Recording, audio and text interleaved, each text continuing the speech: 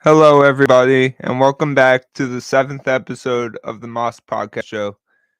Today, we'll talk more about New York sports, baseball updates, NBA updates, college basketball updates with March Madness going on.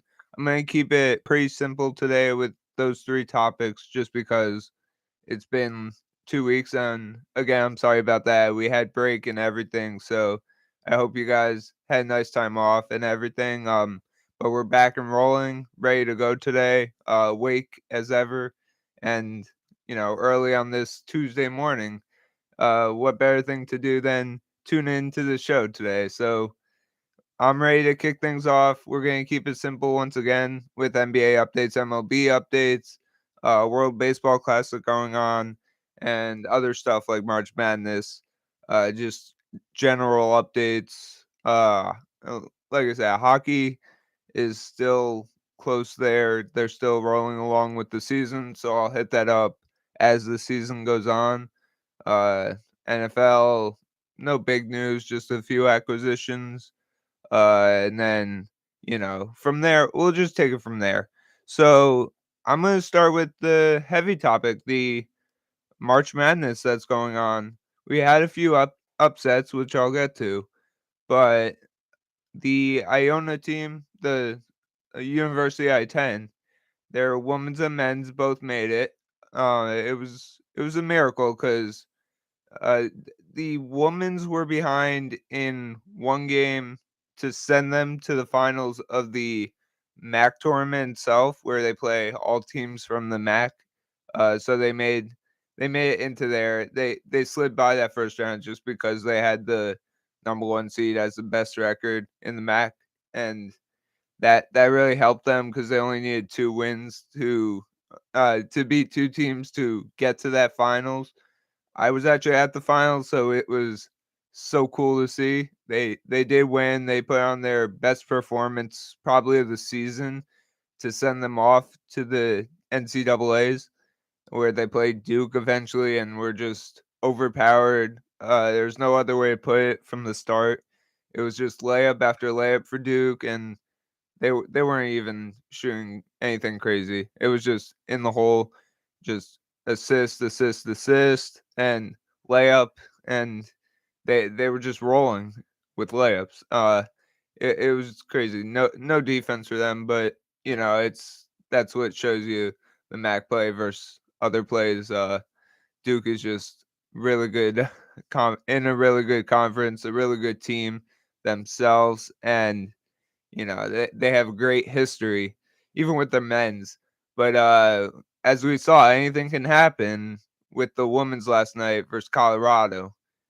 They dropped to the eighth seed, I think it was AC Colorado, and no one saw that coming because Duke dominated versus Iona.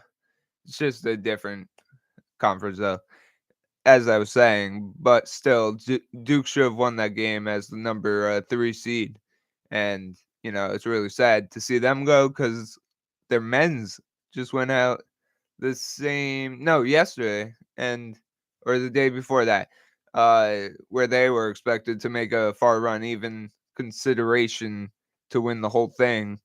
They got that guy, Flip, uh, Flipinowski, something like that. But I don't know how to pronounce his name. He's a 7-footer, can do everything out there.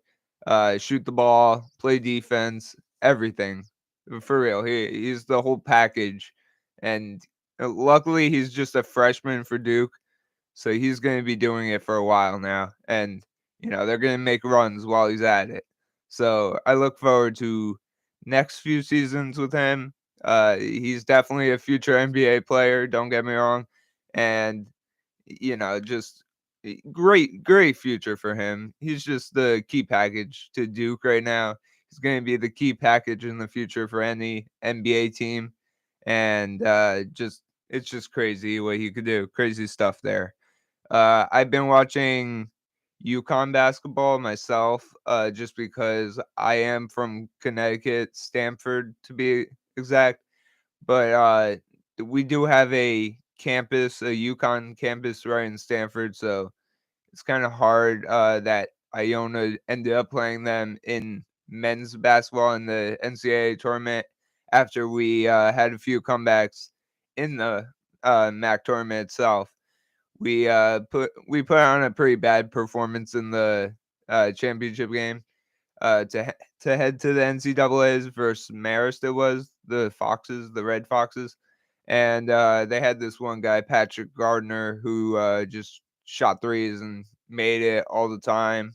So he was kind of evening the game out itself. So it was kind of even the whole time until he couldn't make any shots and the other players just weren't coming through. It was just too challenging for them under pressure, I think it was, to be honest. And Patrick Gardner just ended up missing shots towards the end. Marist in general missed layups. Jenkins came through for us, Danish Jenkins, and kept hitting threes. Clayton, towards the end, his free throws, not a great game from him, though.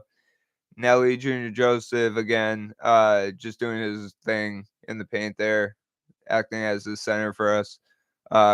Just again, career years for those guys. Top three guys: Jenkins, Clayton, and Junior Joseph. I don't know if they return or not. Key part of that again. We're very sad to see. As of yesterday, Rick Pitino signed a 6-year deal with St. John's, and he's going to be there now. It's kind of sad again to see he spent the last 3 years here, took us to 2 NCAAs. We performed all right, but we didn't win those games just because I believe it's because of our conference. We got some nice players, but it's just not on the level of those other conferences, and we always end up being the 14th, 15th, or even 16th seed. This year it was 13 just because, our play and stuff got better. But it's really hard when you play those top teams. Like, again, like UConn, Duke, it was Alabama who we competed with. Again, we won that game during the regular season versus Alabama, like 2 years ago, I think it was, and that was probably the best win in franchise history in a while, maybe ever. So that was key, but it wasn't able to show that game versus Alabama in the NCAA's when it came down to it. Our first half again was good, just like the UConn game where we had a lead.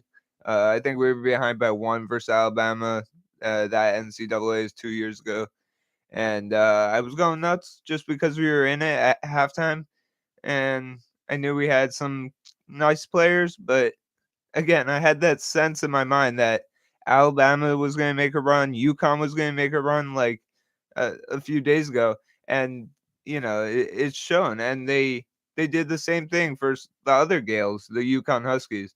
They put on a show in the second half. They had a lead at the half in this one though, which the Gales had. The Iona Gales, my school had the lead at half, but Jordan Hawkins, uh, Sonogo, it was this big guy who just hits whatever he throws up. It's crazy. It's crazy stuff, and I take this as a reference from others that I've watched the UConn Huskies with a little bit. That he's just a beast in the paint. There's no other way to put it. As of late, he's going nuts, and it could take them like really far, even to the NCAA's championships, like the Final Four or Sweet 16. Sweet 16 is coming up, but Final Four for sure. Maybe even championship. We will see. Their women's are even doing well. They got the win yesterday versus Baylor Bears. The UConn building was going nuts. Uh, they overpowered the Baylor Bears fans in Storrs, Connecticut, where the main campus is. Not Stanford, but Storrs, where the main campus is for UConn. Up by Massachusetts area. Still in Connecticut though. Um, I just uh, I just want to say congratulations though. I don't want to take away. It was a great season for the men's and women's team of Iona, and they were like one of four uh, schools to have both teams make it to the NCAA's. So it was crazy as the one seeds too, because other conferences made the NCAA's as like a two seed, just because of their level of play and all that. They have to have all that in consideration. So MAC play only the MAAC, where Iona is as a conference, only allows one team to make the NCAA's, and that's the team that wins the championship. And that happened to be Iona in both men's and women's, which again I was able to see in person. So it was very special. I got some screenshots on my phone, some pictures with the players. I wasn't able to get Patino. Now he's gone, so it's really rough. But it's really hard to catch him because every time the game's over, then he like leaves and then gets ready for the next game or recovers from that game, see what they can improve on. Now the season's over, I won't be able to see him probably ever again, unless he comes to visit or some miracle happens that we play St. John's, but I don't think it will happen anytime soon. Luckily, it is there on a 6-year deal, so 6 years. I don't know. Maybe got some time. Maybe I'm rushing, but I don't think he's gonna approach Iona in the near future. But we'll, we'll see. Hopefully, he proves me wrong, and I get that photo with him at some point. Really would cherish that moment if it comes on me. So you know. But seniors, it was Barrick John Lees, Quinn Slazinski, Carey, the son of the president, and um, Parker Wise, a bench player, shoot threes every now and then, could score. Um, yeah, we're gonna miss those players, their presence, especially Barrick John Luis, doing it at both ends of the floor, defense, some offense, not really known for it, but definitely defense, trapping down the transition layups, just blocking them off the glass, doing uh, crazy blocks like that. All that stuff is really needed for Iona to build on the momentum of the games and just keep their energy up in general, I would say. It creates transition buckets like driving the other end after the block. So key there. Going to be a big miss this next season. But again, I hope the Walter Claytons, Dennis Jenkins, and Nelly Jr. Josephs stay at least one more year. Uh, Maybe not likely with Patino gone. I don't know if the rumors are correct that Patino's gonna bring those three along, or one or two. I don't know. But I hope they stay around one more season. Again, I don't know if they want to move on to a bigger conference. That's another key. That's what Patino wanted to do, probably. Make a bigger conference with a known like university or college that can make the NCAA's and usually be a top team in the tournament and like make a run at it. So good for Patino there, I'd say. Gonna miss him. Thank you for, if I had to tell him right now, thank you for a great 3 seasons. You definitely turned this franchise around. Not that it wasn't good before, because we did make a bunch of MAC championships into the NCAA's in a row, but you really changed this franchise for the better with the three players and the whole really roster to go around it, as everyone stepped up this season, I feel. Bench was a little lower scoring, but still, it was key to have all these players on the roster just available all the time. And you will be missed for sure, because of all the success that went on this season. I saw the whole team happy most of the season. They were connected with each other. The fans even saw it, from my point of view. And, it was really a great season, both for men's and women's again. So for the women's, then we got three major players and then a bench player who contributed every now and then. Isabella or Izzy Lipinski, she came off the bench towards the end. She was hurt most of the season, unfortunately, but she contributed in MAC play a little bit. I saw her hit a 3-pointer in that finals game, which, you know, at that point, Iona was sort of struggling, to be honest, and she hit a three from center court, which really built up the momentum from there. So with that, it was just hitting that three, and then the whole team was motivated from that point to start driving, hitting more threes, and just keep going from there. I mean, her presence just there, I think, on the court and not sitting out like with the injury was just key for the team and really woke them up. Help them out when it came to MAC play, even the championship, uh, even the NCAA. She didn't really score, but even her presence just there really helped out the team. MAC player of the MAAC, not the MAC. That's a little different, but MAAC. When I say MAC, I mean MAAC, just because Iona's in it. Um, but the MAC player of the year was Juana Camilleon, Iona player. Shoot three, play defense, really do everything. All-star level of the MAC, and basically just it was great to have her. They formed a big three with Ketsia Diaz, who ended up having a career season, just doing like poster shots, like the hook shot and a few layups. She can't really shoot the three, but didn't need it because she did everything else. Really good defense, really good rebounding. Uh, the other stuff, the assist off the charts. I mean, she got that triple double in the MAC championship. Like, I never heard of that. I mean, I've heard of that maybe in the whole NCAA, but for Iona, that is crazy. Very low scoring for her, but 10 points, like 11 assists and 10 rebounds.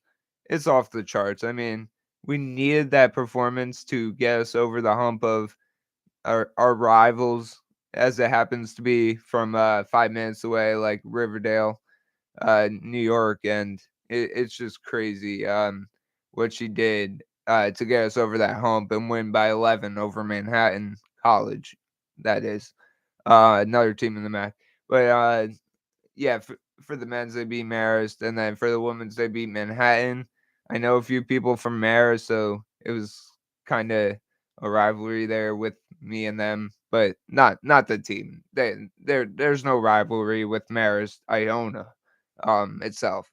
But going back to the players, so Juana Camilleon I mentioned, then I mentioned Ketsia Diaz, just career season, all stats, built up crazy. And then Kate Major from really a key 3-point shooter for us when they get her on screen, off screens, and get her open in the corners or from the top of the key. She'll knock it down anytime, and it really showed in that championship game again, where they went up by 20 at one point. The Manhattan cut it down to 9 or something, and then she just hit one or two more threes to seal the deal. And that was the key shots of the tournament right there. Because they were just overpowered by Duke, like I said. But to even get there, I think it was a key accomplishment. Great season, and I actually want to say that I look forward to possibly having one of them on the podcast show for one of our future episodes. I think we have 15 or 14 shows this semester because we did start like 2 weeks into the semester, but one of our future shows, I hope to have one of them at least come in and talk with me about their journey to Iona, a little about their major, what they want to do in the future, if they want to do something with basketball or not. I mean, it's up to them. But wherever when they come on, they'll sit like over there, like Vincenzo does, and hopefully Vincenzo will be here next week or with the athletes when they come in. But he might be over there, and the athletes will be over there if he's not here. Maybe right over there on the chair will be the athlete itself if he's not here. But I hope to have some athletes. I want to start a series myself. I've been in touch with some of the athletes from working their ESPN games all season long for the many different sports. So I hope to have a wide variety of athletes here from different sports. I can only do probably one like a show. So I've been in touch with Kate Major, like I mentioned before, with the 3-point specialist. She's also a special ed teacher or a student leader, which I am very passionate about myself, being autistic and everything. So I look forward to mostly that. Speaking with the great season she had coming over from Merrimack basketball she was part of, and her first year at Iona, forming the big three of Juana Camilleon, K Major herself, and Ketsia Theus. And then I just look forward to talking special ed again because of my autism, all of that stuff. I'll mention that during when we have the show itself, just so we can get deeper into topic that show. That will be dedicated to special ed and the basketball career, her journey, and all that stuff. Hopefully, she has a career in basketball, but we will hit that all up in the future. I think she said she would be willing to come on middle to end of next month, April. So, or the beginning of May. We have until the second week of May till we take a break and then start up hopefully next semester, my senior year. So, we will be on for a few more weeks before that, but I'll let you know what all goes down. Hopefully I'll know the week before when she comes on so I can let you guys know also. I have a few players ready from the men's team. I think I've been in touch with Silas Sunday. He's a 7-footer from Ireland, I believe. If not, I'll ask him, but I think he's from Ireland. And I got maybe Dennis Jenkins. He's very open normally, so I will ask him to. I think you guys would love to see him, love his energy, all that stuff on the show one week. So that will be good. Maybe a volleyball player. I don't know if I can get a soccer player yet. I'll try to though. There's just so many, not too many weeks left. So hopefully I can get a few on before the end of this semester, which ends in, 2 months. So, or a little under 2 months, about a month and, half to 3/4. But, you'll hear from me further with that. I hope to start a series again with many athletes. So stay tuned for all that. It will be so like inspirational to me just to talk with these athletes. It means the world to me. Just from being in this field forever and then trying to start, since starting this podcast show, I wanted to have a connection with all these athletes. So it will be very, important to me to have this moment with them. And I hope you guys join me along for the journey. And I really look forward to all of that going down in the future. So hopefully we can work some things out with them. It'll be very important to talk with them. So I look forward to all that. But going away from March Madness, and I'll hit up on some updates with the upsets maybe at the end. We had quite a bit of them actually, and I'll hit them up right at the end, right before we wrap up the show, because I do want to hit up on NBA and MLB still. We got the baseball classic. So I'm going to start with the NBA, and we're going to get into the Nets right away. So Nets, right after we left 2 weeks ago, our last show, the Nets handled business versus the Rockets and the Denver Nuggets as the number one seed in Denver, which is tough with the altitude and all that. And Denver has one of the best home records. They have the best record in the West, still by quite a few games. So they're doing their thing. Even a few losses won't hurt them, which they just went through, and now they're back on the winning streak. They're still up by 5 games, so it really doesn't matter. I don't think over the Grizzlies. So Grizzlies are good, but they're not going to catch the Nuggets. Maybe a 3 seed like the Suns if they get KD back, or the Mavericks. But Mavericks aren't getting it going with Kyrie and Doncic yet, so I don't think they'll make it there. But anything's possible with a few losses and then a few Memphis wins or something. They can overpower them. But sticking with Brooklyn, Claxton's been getting his double doubles, continuing to have his career season. All that stuff is very good for the Nets in general. He's one of the bright spots that's been going on these past few games because, after the Rockets and Nuggets wins, they had great momentum, great team like connection with each other because their play was just unbelievable the 2 games. And then those 2 games in general versus the Rockets and Nuggets, they had a few others that were good.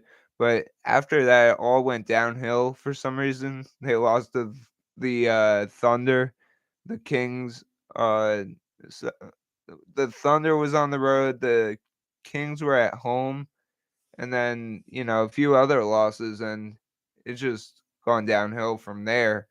It They played good teams, they played bad teams. I don't know what's going on, but they need to recover quick because Miami is right on their heels. They do play them soon. I think it's a good thing for the Nets because they need that badly to separate them more from the Miami Heat, who are creeping up on them as the 7th seed currently. If they take over the 6th seed where the Nets are, which the Nets are only game and a half up, they both play. I think no, the Nets play tonight. The Miami Heat play tomorrow or something. But if the Nets lose, then they're only game up. If the Nets win, they're 2 games up. It's just too close right now, and we're getting to the point where the Nets play the Heat. That will be a humongous game, if I could say. But they need to stay focused these next few games. They have the Cavs twice, which is a monster to deal with Mitchell, Garland, Allen, Mobley. They have some solid bench players and all that stuff. So they got a complete team. Mitchell, as you saw earlier in the year, got 71 points. He can just go off any night. And, they have all around top talent in all positions. So you have to play them a full 48 minutes and hope to just play a solid game enough to stay in it and build momentum to the finish line. Maybe come out with a victory, but it's going to be very tough with the top talent the Cavs have. And you have to stay focused, like I said, for the whole game. And then for that second game, too, you have to build off what you learned from the first game or make improvements depending on how you played and just focus from there again for that next 48 minutes of that game. So for those games, it's going to be key for them. Very tough time. I will be surprised if they take one of those games and will be very satisfied with that as well. Just to build momentum going into the Heat game. And, from there, hopefully they still have the 6th seed. Let's pray. Because I really hope they can make the playoffs without going through the play-in.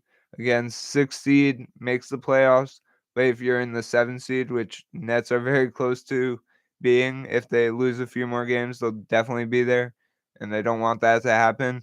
But the play-in, you have to win a play-in game to actually make the playoffs. You're not in the playoffs as the 7th seed securely. You only have to win one. Again, the 9th and 10th seeds, 9 seeds at home, but you have to win 2 games versus 2 different teams, whoever's in the play-in. Uh, you have to win those 2 to make the playoffs. If you lose one, you're out. If you win both, then you're in. So a 10 seed can make the playoffs still. Very unlikely because they are on the road as a 10th seed, which is not a good seed, not a good team usually. But you know, as we see with the West, it's very close. It doesn't matter if you lose a game, then you're going way back in the standings. It's crazy. You go 5 games back or something because you're tied with the rest of the teams. And if you win, then you do the opposite. You go a lot. You build on a lot of seeds, and then you're like in the top 4, but before you know it, or something like that. Where then it becomes separated a little bit, but only a little bit. I mean, it's wide open. So again, you can't make judgments right now because you don't know where these teams are going to go in the West. Even the East is pretty close, but it's with the playoff teams so far. Nets again are close to either building from the 6th seed up, or going into the play and falling into the play, and if Miami catches them or some other teams and the Nets continue to lose. I am seeing very little energy from the Nets these last few games. I see they're trying, but they're not hitting those right shots. They're turning it over too much. Dinwiddie is a little frustrating. I gotta admit, just from arguing the fouls, getting the technicals at the wrong times. It's just momentum changing for the other teams. It's not funny, but it's just like why does he have to? And then for future games, he was trying to hold it in. He did well for 1 game, which again we give him credit for because he's so used to arguing calls every game, and I think he wanted to fix that attitude himself. So he sort of changed it that next game. He held it in for the most part. Jock Vaughn, the head coach, even credited him for that. And then the next game, he came out and started arguing again. Got that tee at the wrong time. Momentum changing versus the Nuggets. So the Nuggets build off that, and then they went off before the half and put the Nets in a deep hole where they were able to make a run, but it was never close to enough. So to come back, so it was really momentum changing from there. That was the big changing point, the moving point for the Nuggets to build on the lead. So for that, Curry, O'Neal, again, they just and Harris, Thomas is getting a little playing time because again his play is just really not fitting right now. He dribbles too much, shoots too much. Uh, Needs to pass it up a little more, maybe create more shots for wide open shots for other players. After being trapped in the paint, maybe kick it out to someone. A Harris, O'Neal, someone just has to make their shots wide open. Cam Johnson's been struggling a little bit. Mikal Bridges, not hitting the threes at the consistent rate. Still really getting up there and scoring. So again, he's just an all-star caliber player. He'll do that. But for all of them, it's just hitting shots. You need to in order to win games these days because everyone's hitting the three. Uh, the paint's not always open. Claxton is getting there mostly. He's trying to hit every shot he can, and it's just staying consistent, all that, hitting your shots, and maybe it can turn around. That's the only way I see it turning around because the other way is turning the ball over and missing shots which they're doing now. It's just not working out. So yeah, that's with the Nets. Very close in the standings there. I am going to move on now to the Knicks itself. Um, I left you off. They lost to the Charlotte Hornets, I believe, and that was a big loss for the Knicks because Charlotte's like uh, either the second or first worst team in basketball. They only had like 10 or 12 wins on the season, and it's just not good to build off of that. And there was not good momentum in the locker room, I gotta believe, from the Knicks. They did build off from there, getting a few wins. Randall again yesterday, going nuts with 57 points, 52 through three quarters, and they were able to keep it close. Uh, Minnesota did pull it out, and you know his scoring really was key for the Knicks, but again, it's just not enough sometimes. You gotta have contributions from other players in order to get that win. It's not just the 57 points that's gonna automatically say you get the win. You scored 57, you get the win. No, you have to compete for 48 minutes and then maybe you come out with the win if other players contribute. You guys share the ball, other stuff. He's doing his stuff with the rebounding, everything. I just want for the Knicks, they have to stay consistent, like me and Vincenzo have talked about since week one itself. You just gotta stay consistent, which really they've been better at, I would say, over the last few games. But again, losses like last night with Randall 57 in Minnesota, or no, versus Minnesota, it's just you guys stay consistent, get those wins. Minnesota's not a top team. The Nets just beat them, uh, but the Nets played well that game. I'll give them that. It was overtime game, so it was really close. But the Knicks just gotta put it together, put off the finishing touches. They weren't able to do that yesterday versus Minnesota. So, but the Knicks, let's let's put it for real. The Knicks are in a great position. They're in fifth seed. Really, no one wants to face them. Let's be honest. Their defense is top notch. Mitchell Robinson, R.J. Barrett, Hartenstein has come through of late, and all that stuff. They have the 3-point shooting. It's not great with Grimes. McBride a little bit been stepping up. Randall's always been good from three this season. Brunson just off the charts. Key addition to the Knicks. It's going to bring them far in the playoffs. So no one wants to face the fifth seed Knicks if they make it as the fifth seed. It would be fourth versus fifth seed. So if that was today, it would be the Cavs versus the Knicks, which would be an incredible series. Even see that going into 7-game series.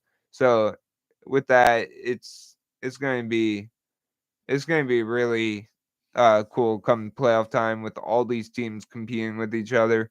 Every team in the playoffs is going to have a lot of talent. It's just if they can put it together, knock down shots with consistency. The 3-point shots again key in today's NBA.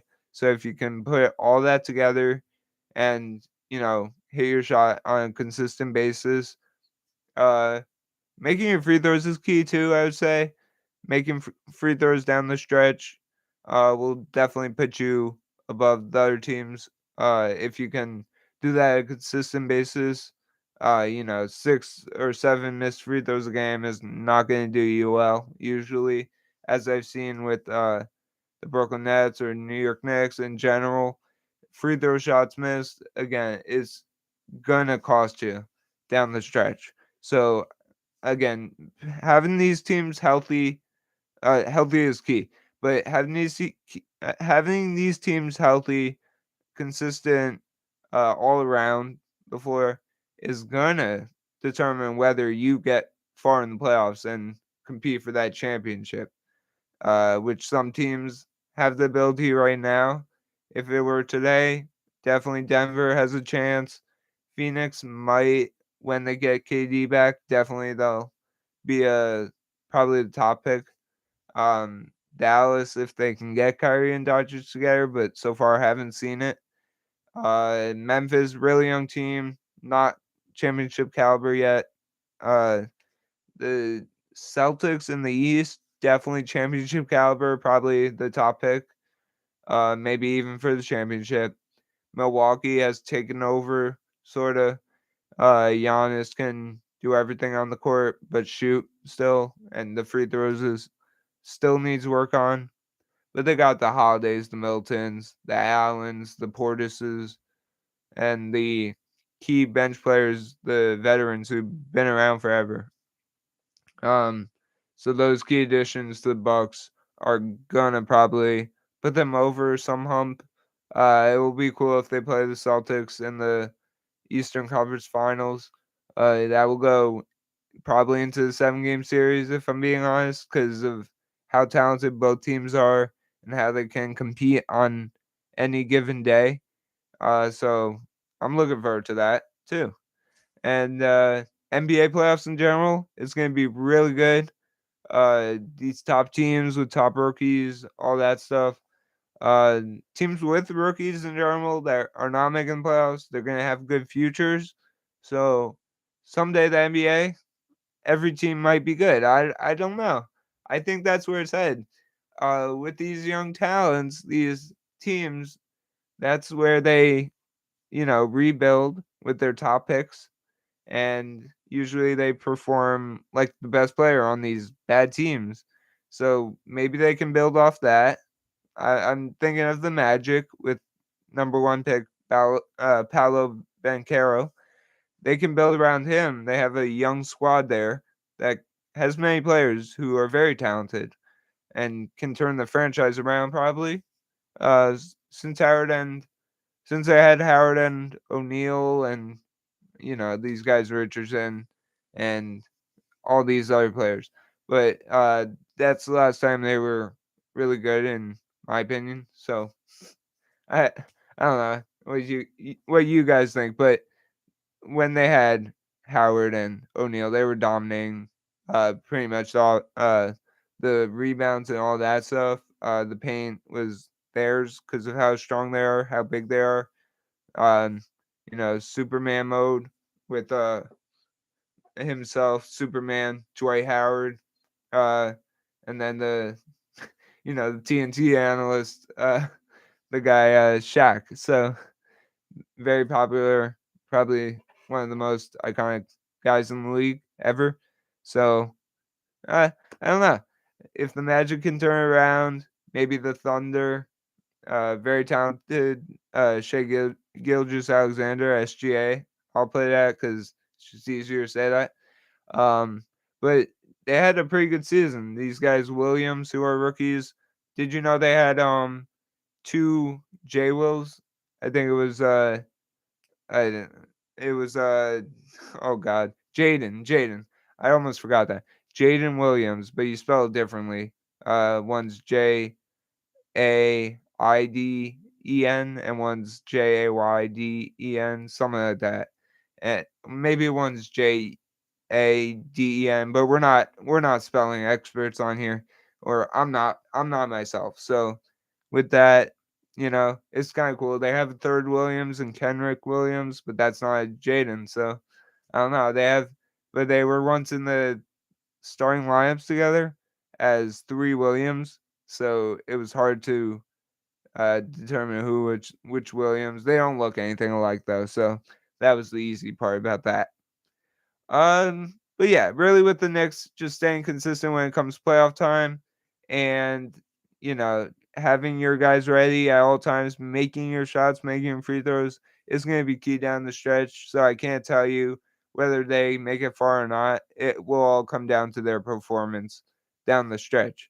And with these other NBA teams, I look forward to NBA playoffs. Like I said before, it's going to be one of the most exciting ones to watch just because of the talent level that's on the court on the same teams, the duos, uh, all around, really. So with the Western Conference too, it's really tight. So we'll see who makes it by then. Only a few games left, I believe, and in the next few weeks it will already be playoff time by the second or third week in April. as we're approaching the end of March. It's just going way too quickly for me. 2023. I don't know about you guys, but this even this month has gone like flown by on me. I feel like it just started like a few days ago, and we're already coming to the last week of March. So we will have one more show before the end of March, luckily. So we get to stay in March for now, but it's going way too quickly for me. I don't want this to speed up or anything like that. So yeah, NBA, we'll keep it at that. Very excited for playoff time. That's one of my most exciting parts of the year. So now I will update you on Mets and Yankees really quick. The spring training continues. Less than 2 weeks till opening day. Mets have a few players at the World Baseball Classic, and Alonso and McNeil, Torres, and other players for the Yankees are at the World Baseball Classic. We had some pretty bad news with Edwin Diaz out for the season, top closer in baseball last season. Uh, Very easily could have been and I think um, probably would have been the top reliever in baseball this season as well, just because of his arm. He can throw 100 over 100, and his pitches are very solid. Just curving right in where he wants them, just right past hitters. Hitters are getting fooled every pitch. He had a few almost immaculate innings where that means where he threw a strike every pitch, uh, whether it was called or swing and miss, or fouled, whatever. 9 pitch inning, all strikes. That's an immaculate inning. He didn't have one, but he came one pitch away from a few of them, I believe. And they were close too. The hitters almost swung. So there were a few immaculate innings in the MLB. I'm not saying he was the only one who threw them, but he was very close to a few of them himself. For the Mets, though, they had some young hitters. Again, Castro continues his speed, his hitting is going to help the Mets maybe in the backup role, not as a starting role. Pham hard. These new acquisitions, not too many of them, but they seem to be doing well for now. Again, it's just spring training, so I'm not going to overdo myself here. For Team USA, or I'm just going to mention that DJ Stewart, this young Met, has been performing out of his mind lately. But really, last game, he hit for the cycle, a spring training cycle versus random guy. He came up with the Orioles. Now with the Mets, he might get a role since he's performing well, just as a backup probably uh in their system. So in the Met system itself. So, you know, just having him available is going to be good. Hitting for the cycle in spring training is crazy. That means you hit for home run, single, double, triple. I meant to say in the other order just because he built up to it. Uh, it was a triple first, then a single, then a double, then a home run. The home run was definitely last. So that was a key moment, a very exciting moment for him, for the Mets, all that stuff. Alonso got a key hit in the World Baseball Classic. McNeil didn't do much. They both didn't get much playing time, though, so I can't speculate much off of that. Can't judge much off of that. But they play coming up at I think it's in Miami still. The World Baseball Classic championship game versus Japan, which Japan made it off a walk-off. Last second walk-off too. It was another crazy game. And, it's going to be a crazy game US versus Japan. You got Otani uh, versus people like Trout. So again, it's the duo versus duo. And USA just got talent all around. Japan's got a lot of talent, so it's going to be a very good game. And I look forward to that as well. Just a few more updates before we wrap up. Uh, yeah, Team USA will play Japan championship game. Uh, Fairleigh Dickinson, the team New Jersey, right near us, over the bridge, George Washington Bridge, sort of near Paramus, Hackensack area. Fairleigh Dickinson, they made a run, pulling off a few upsets. Number one, Purdue, the most recent, and just making the tournament themselves. They put their name out there a little bit. Their run versus Purdue, and then almost um being Florida Central. It was, yeah, the 3 or 4 seed still, as a 16 seed, Fairleigh Dickinson. They played really well, and sort of like happy for their franchise, but I do not give anything about the school because I don't I don't mind it personally, but I don't like it for whatever reason. I'm just biased to my New York, Iona, Yukon, whatever it is. I'm happy that the women and men for Yukon are still in it and all that. Iona had a great season, like I said. Fairleigh Dickinson, though, great season. I hope you do well in the future. I'm not necessarily going to follow you guys, but I hope for the best, all that stuff. Princeton's going to play because they're still in it. They're making an incredible run from the Ivy League conference. And, for them, again, good for them.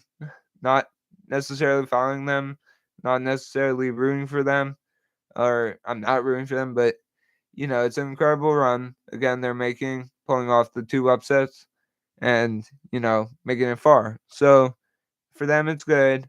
And then lastly, this weekend, I got my own personal event that I want to mention.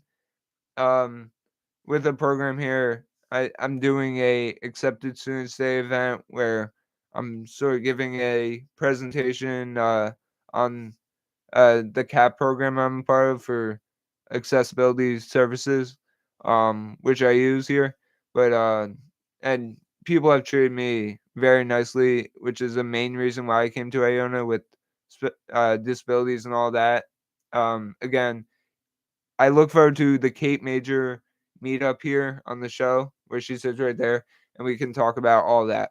Um, yep, and for that, I look forward to that, and it's gonna be key for me, really emotional for me. I may even cry that episode.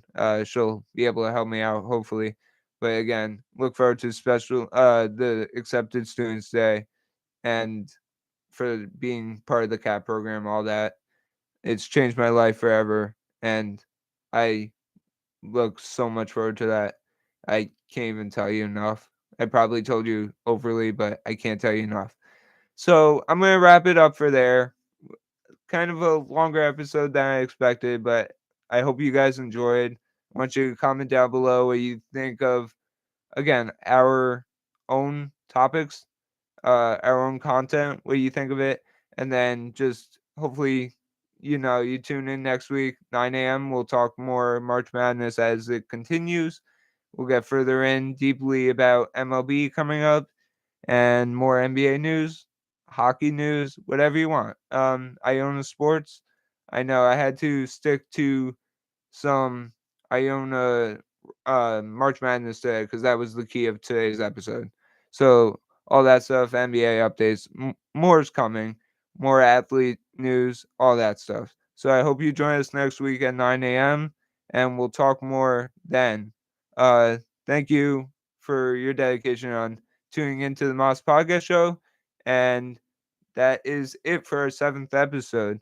Love you all, and thanks so much.